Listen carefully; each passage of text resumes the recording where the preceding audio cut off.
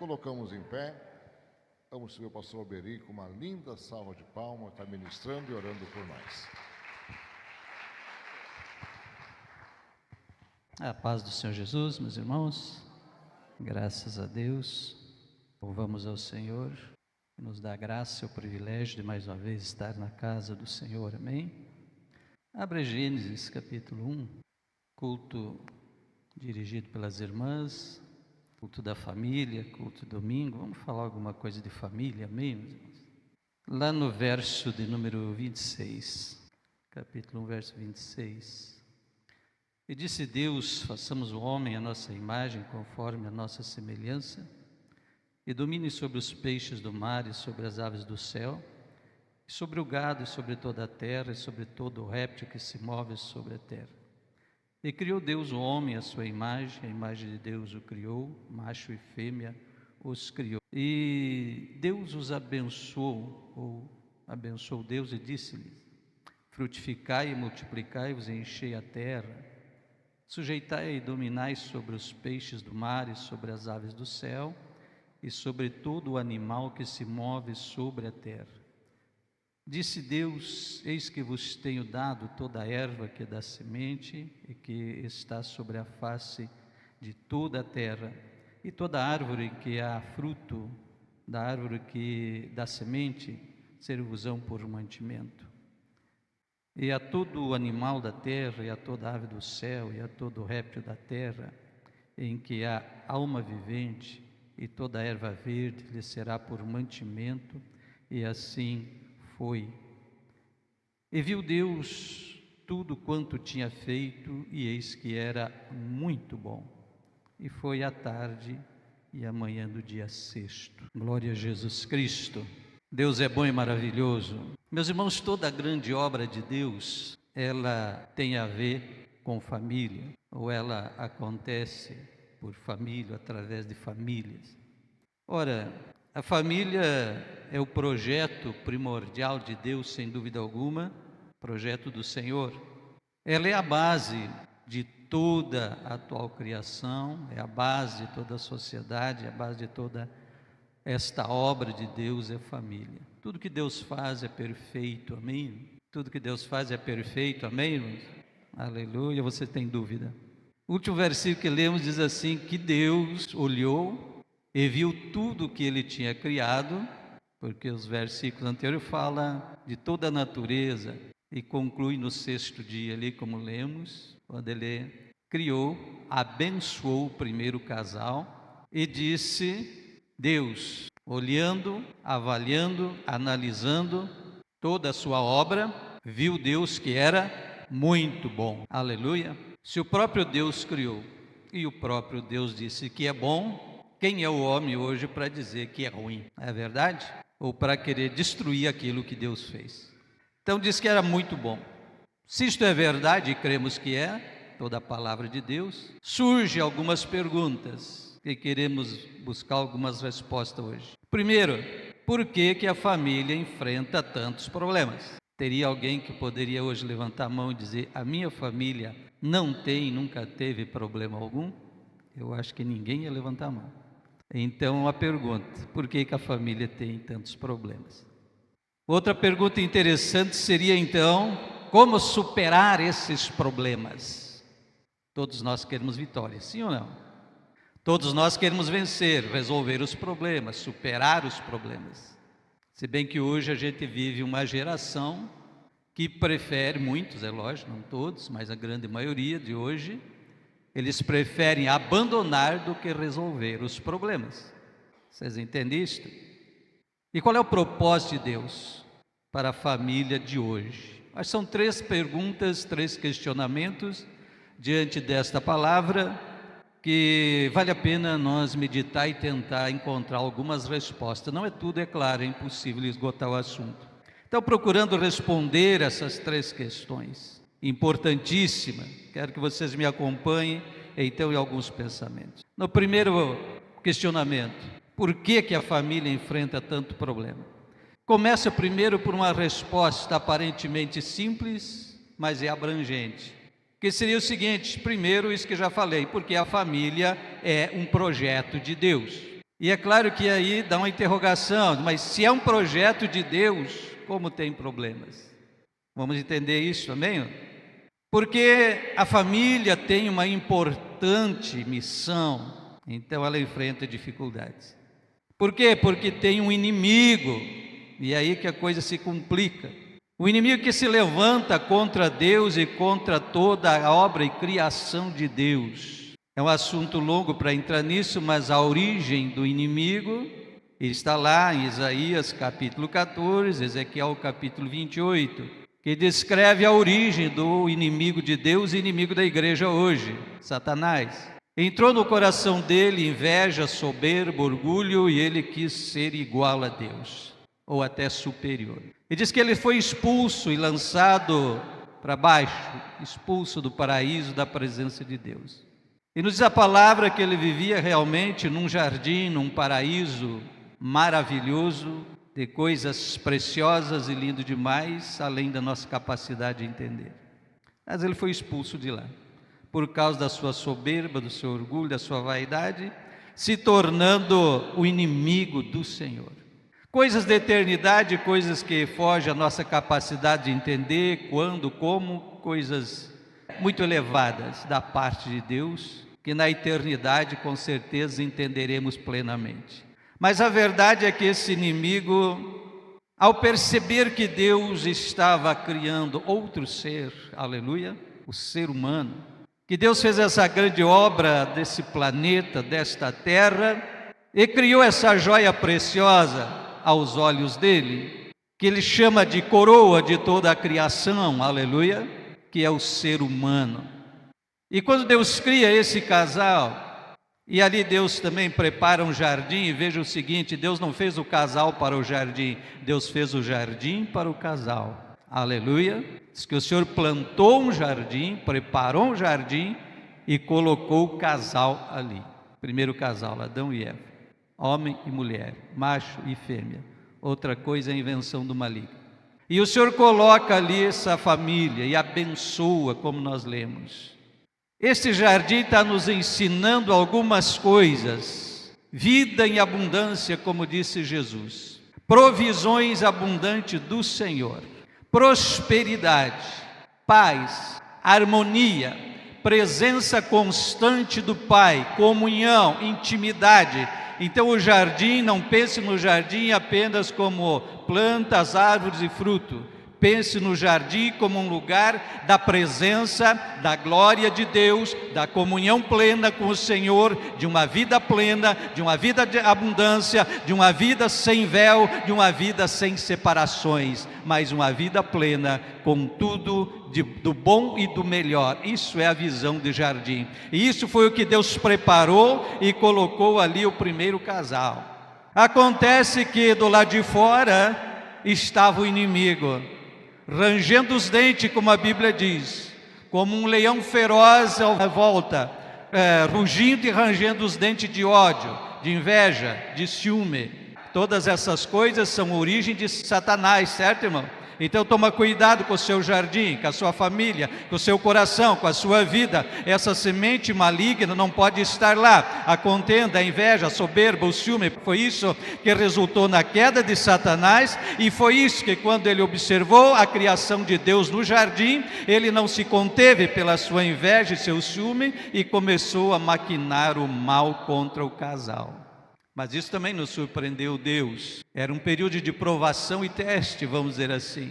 Então, através daquela tentação, quando Satanás incorpora na serpente, primeira sessão mediúnica, e ela começa a falar com Eva, e engana o primeiro casal, acontece essa tragédia.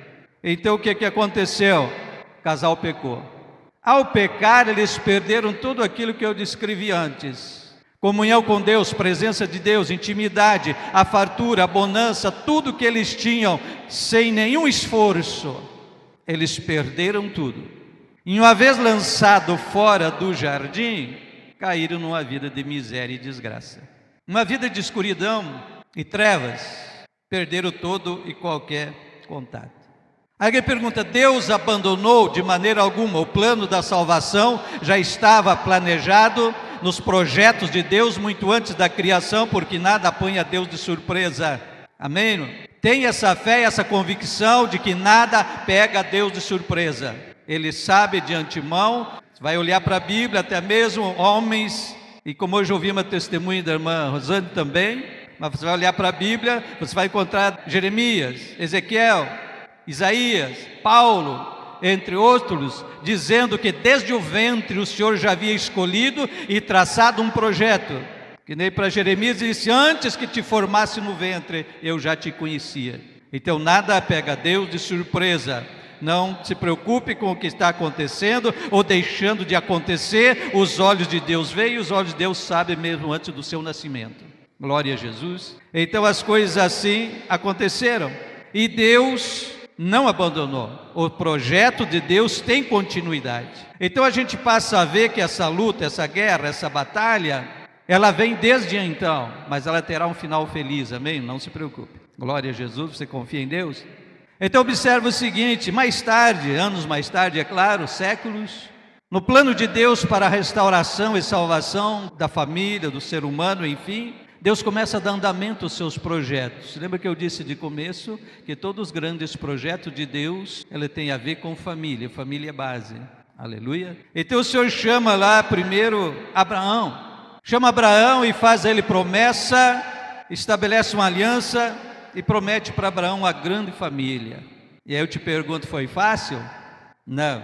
A luta de Abraão foi muito grande, foi tremenda, foi anos de luta e anos de espera.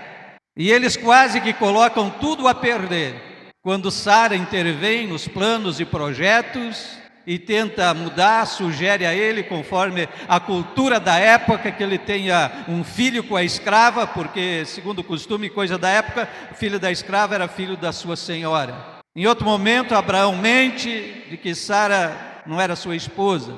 Foram algumas peripécias que podia ter acabado em tragédia e terminado com tudo, se não fosse a intervenção de Deus para salvar. A intervenção de Deus para salvar a família de Abraão, as coisas teriam dado tudo errado, mas Deus interviu em restauração, em recuperação e salvação da família para que o projeto dele cumprisse. Aí você olha um pouquinho mais adiante, nasceu o Isaac, cresceu o Isaac também constituiu família. Ai meu Deus, foi fácil? Não foi fácil, não foi fácil. Por quê? Sempre os desvios da intervenção humana, a influência do inimigo. Diz que Rebeca teve 2 filhos, Rebeca, esposa do Isaac, o Esaú e o Jacó. O Esaú era o amado do pai, o Jacó o amado da mãe. Como isso complica a família, né? Quando tem os prediletos dentro da família. O Esaú tinha direito à bênção, que não vamos entrar em detalhes aqui da chamada bênção do primogênito, que era uma bênção em dobro, era o herdeiro e depois do pai o responsável pela família. Mas ele desprezou tudo isso. Com a ajuda da mãe, o Jacó se aproveitou da situação e levou vantagem. Criou-se uma inimizade. E a família poderia ter acabado também numa grande tragédia, se não fosse a intervenção de Deus. Porque Deus vela pela família. Deus vela pela família, amém? Mas daí o Jacó herdou a bênção, mas teve que fugir de casa e foi uma dificuldade. Foi lá para a casa do seu tio Labão e lá se apaixonou pela Raquel. Mas na hora do casamento, o sogro dá outra filha, a Lia, para casar com Jacó. Jacó espera mais 7 anos, trabalha mais 7 anos para casar com a outra. E a coisa vai se complicando. Dessa não podiam ter filho, deram as servas, a escrava para ter filho. O Jacó acabou tendo 2 esposas e 2 concubinas. Acabou tendo 12 filhos e 1 filha. E aí que complicação. Era engano para cá, engano para lá, encrenca com o seu sogro. A coisa estava virando em problemas. E Jacó não conseguia se acertar na vida até que veio a intervenção de Deus. Aleluia. O pai está sempre de olho na sua criação. Quero que você entenda isso. Talvez você diga, minha família é isso, minha família é aquilo. Os olhos de Deus estão sobre a família sempre. O projeto dele sempre é com família. Creia e acredite que o cuidado de Deus está lá, sobre a sua família, sobre a sua família. Então veja bem, família de Abraão, família do Isaac, família do Jacó. Se não fosse a intervenção de Deus, todas teriam acabado em tragédia. A sua família está aí, está vivendo e sobrevivendo por causa do cuidado de Deus. Está vivendo neste mundo por causa do cuidado de Deus, porque Deus quer que ela seja luz neste mundo, testemunho da glória de Deus, projeto de Deus a ser concluído. Então assim Deus intervém. Aí nós chegamos nos evangelhos. Aí você vai encontrar a família do José e da Maria. Aí você diz que bênção. Você acha que é bênção? Estavam noivos. E segundo a tradição da época, Maria era uma adolescente.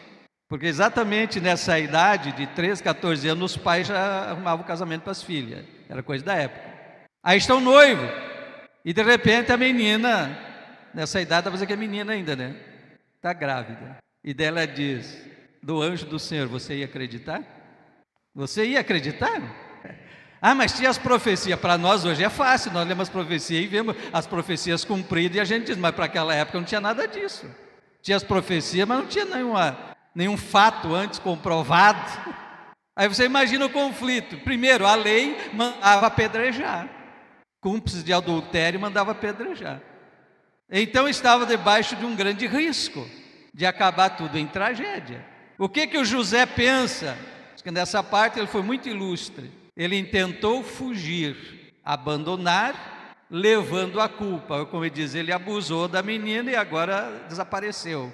E ela ficava livre do apedrejamento.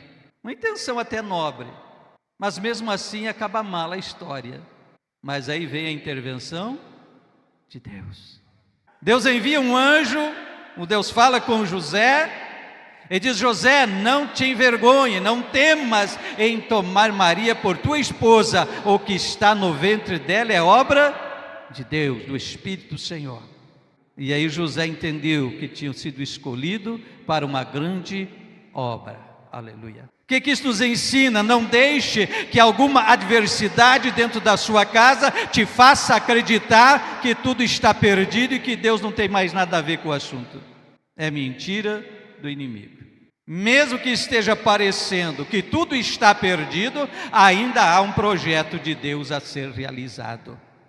E os momentos amargos se tornarão em alicerces, se tornarão em testemunhos fortes, se tornarão em firmezas, em boas lições para aquele que é sábio, para aquele que é entendido, que busca aprender. Entendido? Mas o insensato, como diz aí, chuta o pau da barraca e bota tudo a perder. Mas o sábio procura aprender, procura a correção.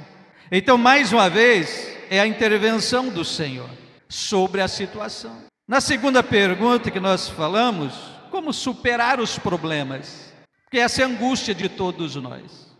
O foco hoje é família, mas tem muitos problemas que às vezes nem parece haver, mas perturba a família. Um dos problemas, por exemplo, é a questão financeira. Diz que é uma das maiores causas de divórcio. E a gente pensa que muitas vezes a maior causa de divórcio é infidelidade, e não é. Provam que é falta de comunicação, problema financeiro vem em primeiro lugar. Problema de comunicação em primeiro lugar. E como está difícil a comunicação na família hoje, não é verdade? Como superar esses problemas então que perturbam a família? Outra resposta que começa de maneira muito simples, mas ignorado muito hoje. Conversão a Cristo. Observe o seguinte, a maioria vai hoje atrás de uma solução mágica. E tem gente que acha que profeta é um mágico. Que só ele dizer uma palavra, o fulano liberou a palavra, está resolvido. Não é assim. Não quero te decepcionar, nem jogar água na fervura aí, não. Mas não é bem assim não. Só porque o profeta falou, só porque o profeta disse que liberou, aí tem umas liberando coisas que Deus não mandou liberar. O caminho da bênção está na conversão a Cristo, senão a outra qualquer coisa temporária. Falei acho que há poucos dias aqui, 10 leprosos receberam a cura, os 10 receberam a cura, sim, mas só um recebeu salvação, porque ele voltou para Cristo, se converteu e Jesus disse, bem-aventurados, porque foi salvo. Os outros receberam a cura e voltaram. Quem sabe ficaram leprosos de novo, morreram de qualquer coisa, mas morreram sem salvação, porque não creram e não voltaram a receber a salvação em Cristo. Então o primeiro passo para a nossa vitória é a nossa conversão a Cristo. Se não se converter, não adianta estar indo de campanha em campanha, debaixo da mão de profeta aqui, de profeta lá, e pedindo oração para isso e para aquilo.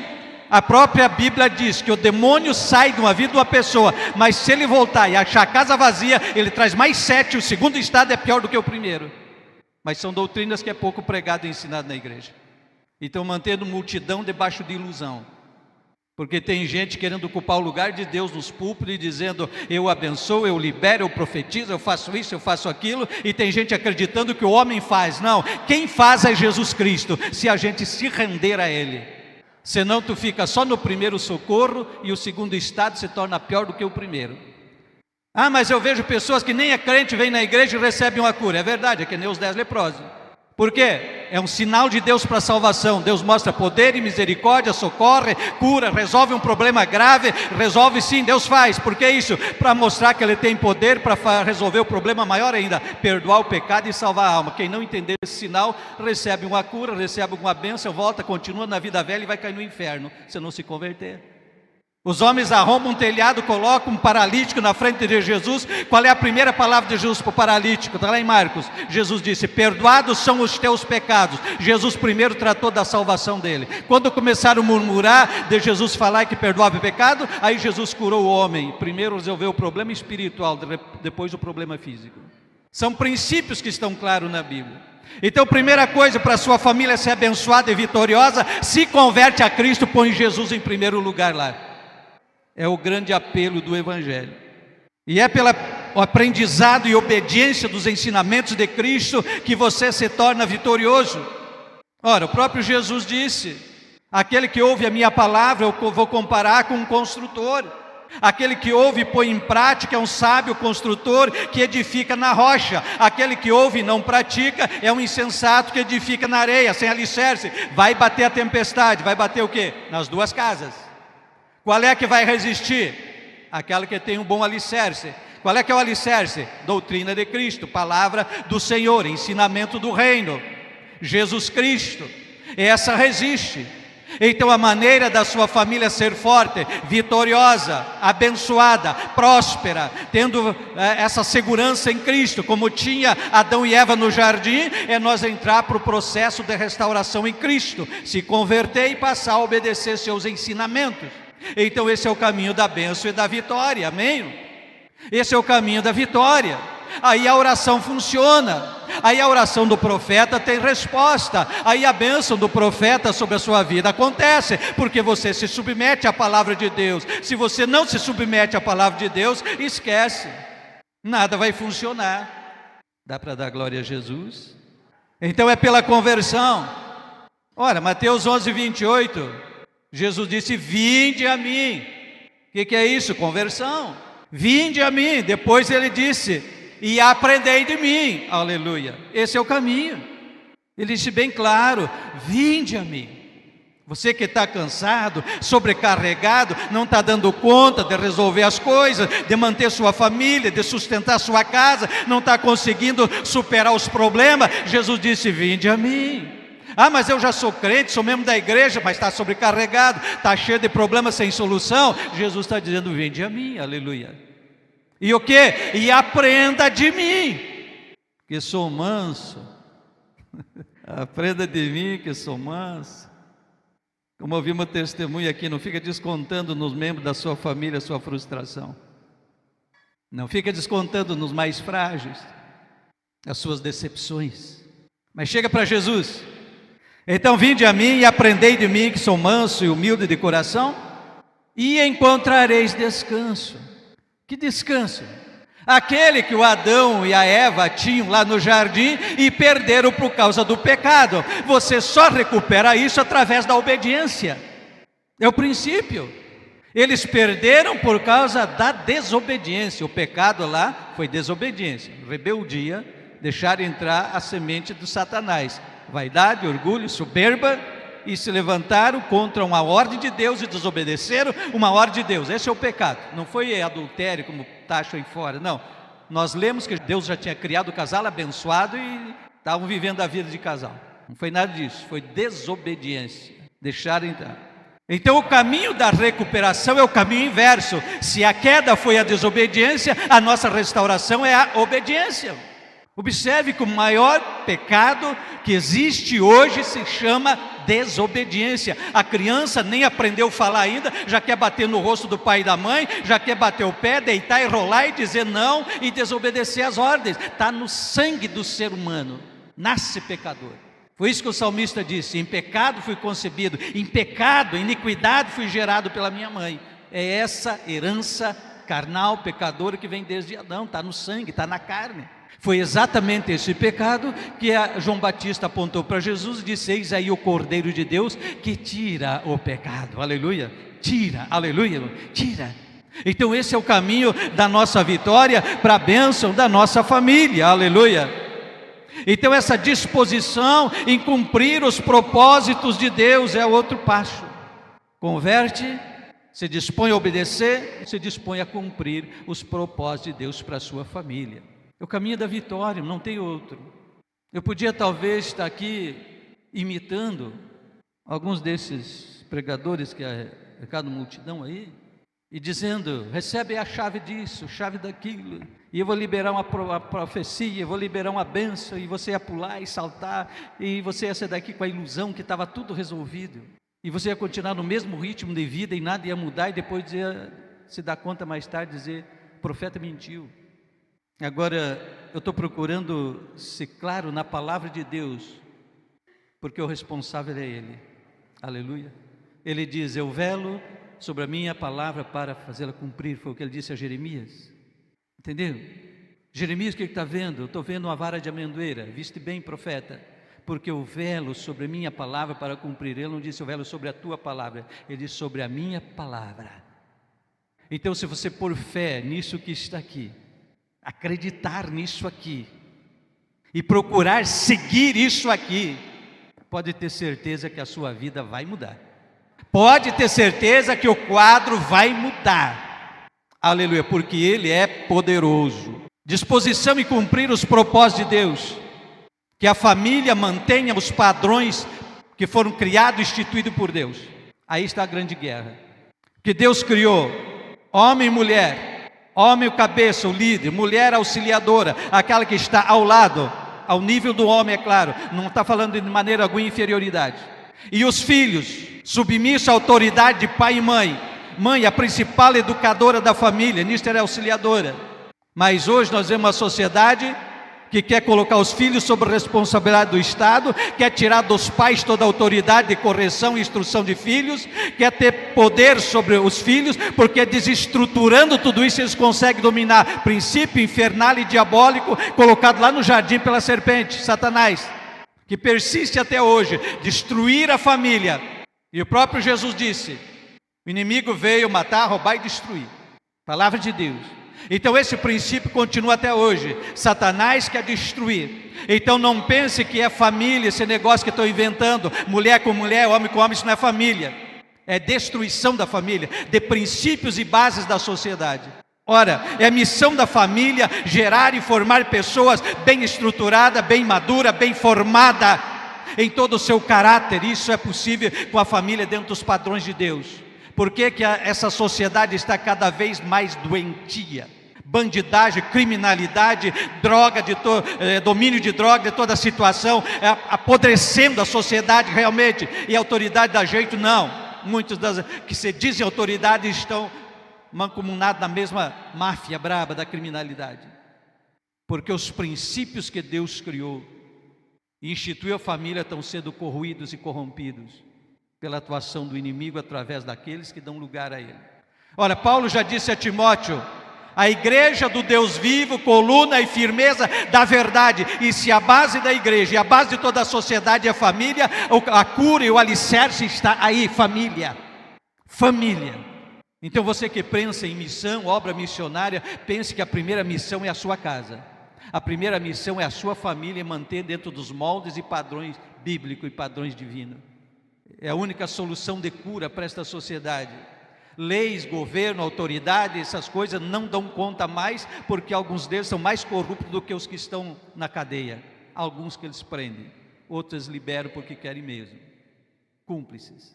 Então esses princípios que estão sendo corroídos, esquecendo a família no padrão divino, não é padrão humano, não é padrão de igreja, Assembleia de Deus e de igreja essa, o batista ou aquilo, não, é padrão bíblico.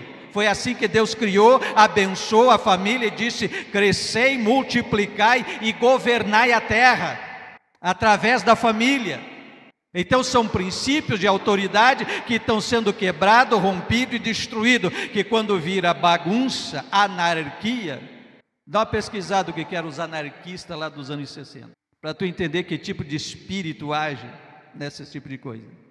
Então nós temos que testemunhar, pregar e anunciar a obra redentora de Cristo a todas as famílias e mostrar o princípio bíblico do negócio.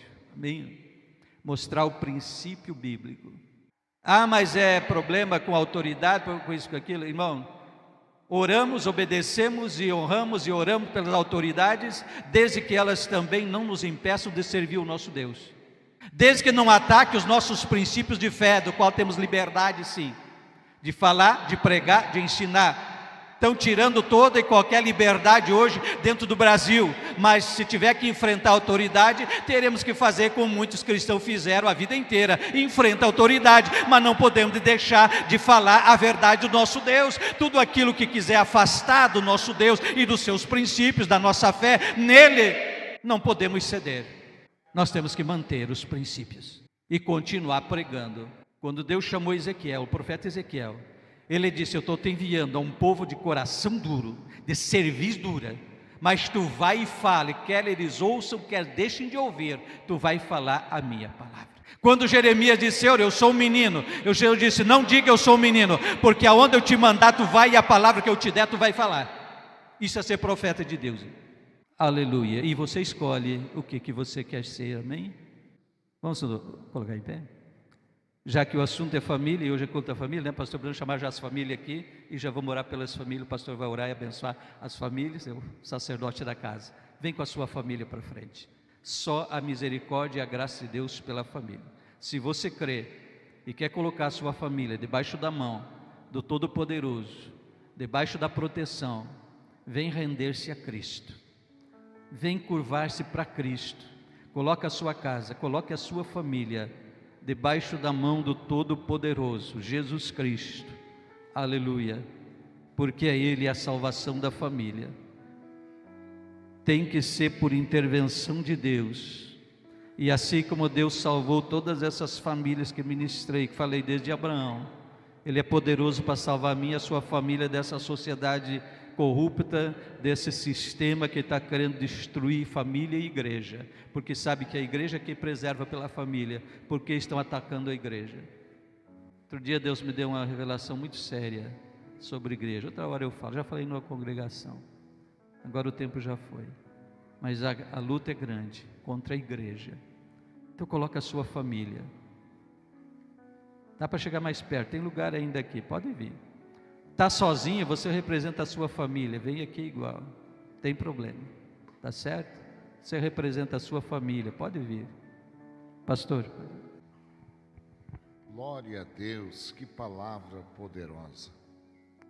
Enquanto a Vivi canta esse louvor, abraça a sua família. A sua família é o maior bem que Deus te deu.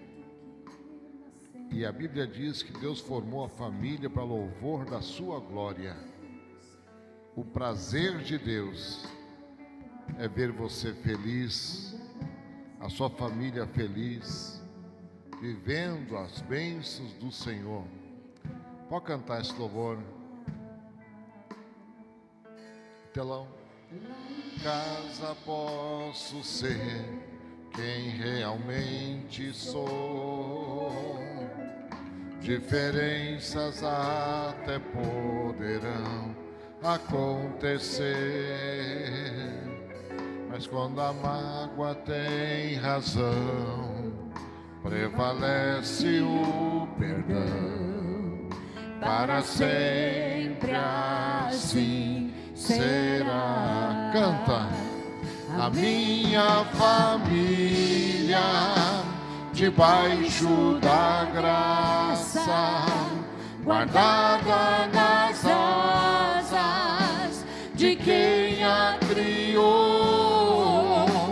Bem-aventurado eu sou por ter meu lar na presença do Senhor.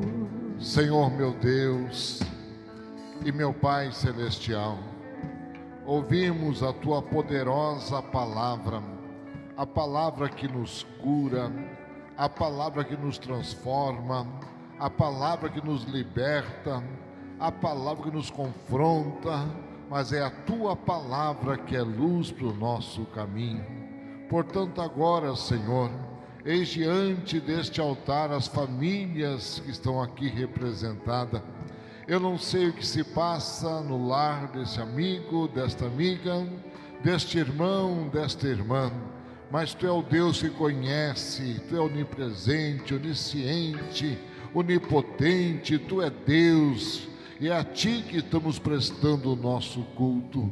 Portanto, agora, Senhor, entra neste lar, onde há discórdia, que venha ter concordância, onde estiver revolta, venha ter paz, onde tiver vingança, venha ter amor, Senhor. Por isso que nesta hora nós repreendemos toda a fúria de Satanás contra esta família, contra esta casa. Repreendemos as enfermidades, repreendemos, Senhor, toda a obra do mal, e queira roubar, e queira tirar, minar as bênçãos, quer ser financeira, quer ser, Senhor, física, quer ser conjugal, mas nós estamos repreendendo pelo poder do nome do Senhor Jesus. Alcança esse lar, Senhor, alcança este filho, esta filha, que possa trazer alegria, prazer a este casal, Senhor. Nós profetizamos em nome de Jesus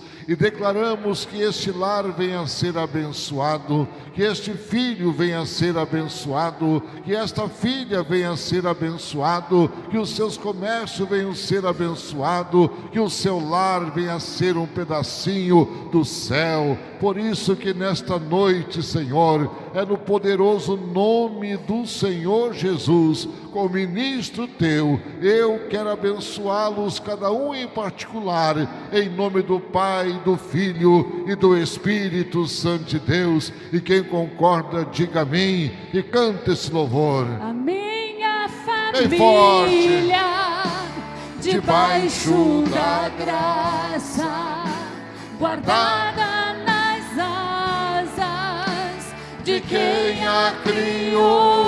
Abrace a sua família, ame a sua família, perdoa a sua família. Aleluia. Na presença do Senhor.